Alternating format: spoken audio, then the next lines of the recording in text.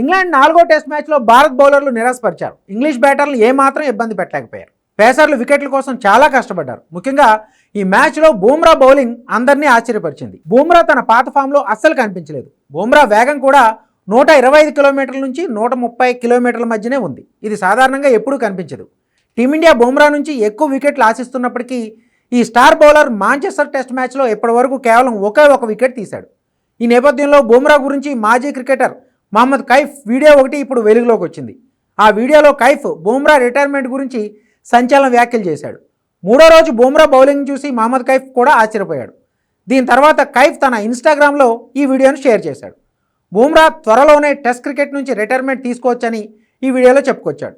ప్రస్తుతం అతడు గాయాలతో బాధపడుతున్నాడని, అతడి శరీరం కూడా అతడికి సహకరించడం లేదని తాను భావిస్తున్నట్టు చెప్పాడు. అతడి బౌలింగ్లో రిథం కూడా కనిపించడం లేదన్నాడు.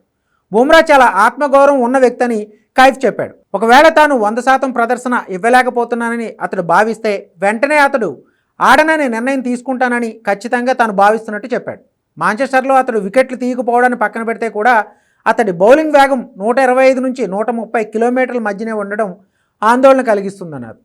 అతడు తీసిన ఒక్క వికెట్ కూడా వికెట్ కీపర్ ముందుకు డైవ్ చేసి క్యాచ్ పట్టడంతోనే లభించిందన్నాడు.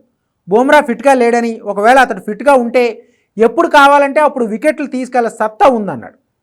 ఇంగ్లాండ్ సిరీస్కు ముందు బూమ్రా గురించి చాలా పెద్ద చర్చ జరిగింది. అతడు బాగా రాణిస్తే టీమిండియా సిరీస్ను గెలుస్తుందని, ఒకవేళ బూమ్రా ప్రభావవంతంగా లేకపోతే గెలవడం కష్టమని భావించారు. సిరీస్ సాగుతున్న కొద్దీ బూమ్రా పేస్లో పదును తగ్గడం స్పష్టంగా కనిపిస్తోంది. ఇంగ్లాండ్తో ప్రస్తుతం జరుగుతున్న టెస్ట్ సిరీస్లో ఇప్పటివరకు బూమ్రా 13 వికెట్లు తీశాడు.